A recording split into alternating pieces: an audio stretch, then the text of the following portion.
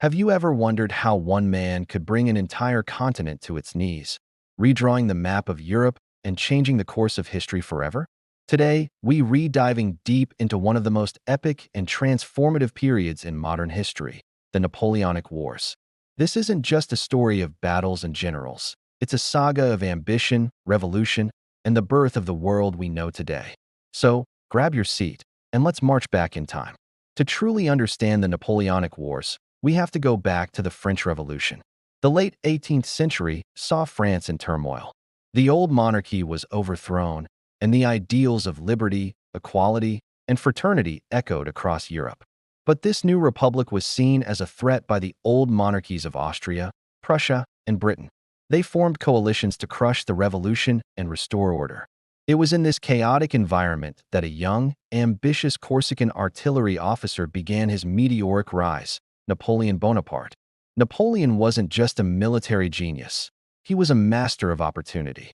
Through a series of brilliant campaigns in Italy and Egypt, he became a national hero. By 1799, France was politically unstable, and Napoleon seized his chance. In a coup d'état, he established himself as first consul, effectively the ruler of France. In 1804, he took the ultimate step, crowning himself Emperor of the French. The stage was now set. The wars of the French Revolution would now become the Napoleonic Wars. The conflict is often divided into a series of coalitions, alliances of European powers formed to defeat Napoleon. The Third Coalition, formed in 1805, pitted France against Britain, Austria, and Russia. This year saw two of Napoleon's most famous moments. At sea, the British Royal Navy, under Admiral Horatio Nelson, decisively crushed the combined French and Spanish fleets at the Battle of Trafalgar. This victory secured British naval dominance for the next century and meant Napoleon could never launch a direct invasion of England. But on land, it was a completely different story. Just weeks after Trafalgar, Napoleon achieved what many consider his masterpiece, the Battle of Austerlitz. Facing a larger combined Russian and Austrian army, Napoleon used brilliant deception and tactical maneuvering to lure his enemies into a trap. He feigned weakness in his right flank, drawing the Allied forces down from the strategic Pratzen Heights. Once they were committed, he launched a massive assault on the now weakened Allied center, splitting their army in two and securing a crushing victory. The Third Coalition collapsed, and Napoleon's reputation as an invincible commander was solidified. With Austria humbled, Napoleon turned his attention to Prussia, which rashly entered the War of the Fourth Coalition in 1806.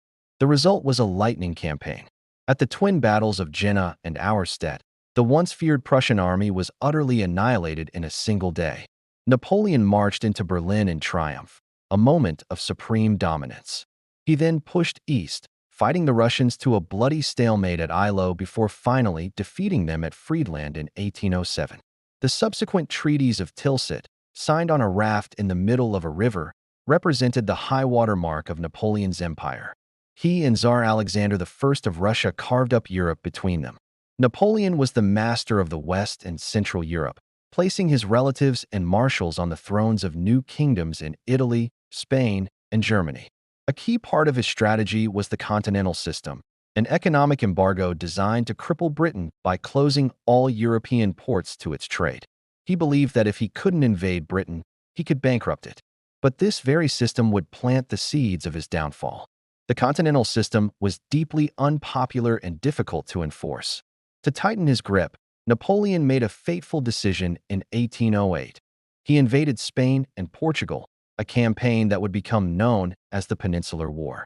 He expected a quick victory, but instead, he found himself bogged down in a brutal guerrilla war, the Spanish Ulcer, that drained his resources and manpower for years.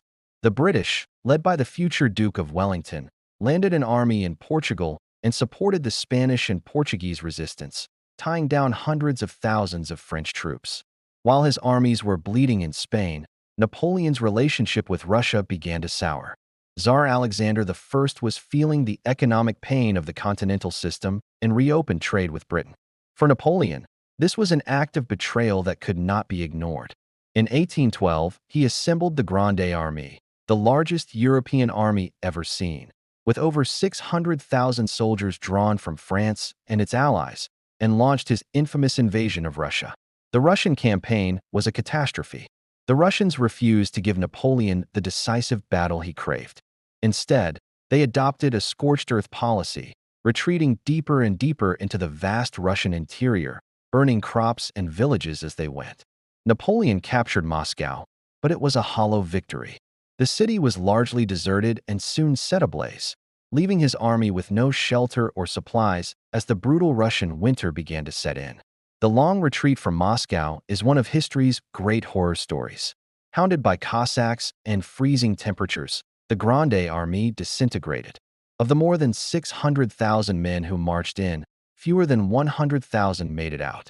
This disastrous defeat shattered the myth of Napoleon's invincibility. Seeing their chance, the old enemies, Prussia, Austria, Sweden, and Russia, rejoined Britain in the War of the Sixth Coalition. Despite his lack of experienced troops and cavalry, Napoleon fought a brilliant defensive campaign in 1813. But the sheer weight of numbers was against him. At the massive Battle of the Nations at Leipzig, Napoleon was decisively defeated. The Allies pushed on, and in 1814, they marched into Paris. Napoleon was forced to abdicate and was exiled to the small island of Elba in the Mediterranean. But the story doesn't end there. As the European leaders gathered in Vienna to redraw the map, Napoleon made one last, audacious gamble. In March 1815, he escaped from Elba, landed in France, and began to march toward Paris. The troops sent to arrest him instead flocked to his banner, and he triumphantly re-entered the capital without a single shot being fired. This period is known as the 100 Days. The Allies, stunned by his return, quickly declared war once more. The final showdown came on June 18, 1815, on a rain-soaked field in modern-day Belgium, the Battle of Waterloo. Napoleon faced a combined Anglo-Allied army under the Duke of Wellington, with a Prussian army under Marshal Blucher racing to join the fight. It was a brutal, close-run battle. French cavalry charges crashed against British infantry squares. For hours, the outcome hung in the balance. But Wellington's army held its ground just long enough for the Prussians to arrive and smash into Napoleon's flank. The French army broke and fled. It was the end. This time, the Allies took no chances. Napoleon was exiled to the remote, windswept island of St. Helena in the South Atlantic, where he would die 6 years later. The Napoleonic Wars were over. Their legacy is immense. They led to the deaths of millions, but they also spread the ideas of the French Revolution across Europe, ideas of nationalism, legal reform, and civil rights. The old Holy Roman Empire was dissolved, new nations were born, and the political landscape of Europe was forever altered, setting the stage for the 19th and 20th centuries. Napoleon's story is a timeless reminder of the heights of human genius and the depths of ambition. Thank you so much for joining me on this journey through one of history's most fascinating eras. If you enjoyed this video, please give it a thumbs up and don't forget to subscribe and hit that notification bell so you don't miss our next historical deep dive. Let me know in the comments what you think is Napoleon's most incredible achievement. Until next time, stay curious.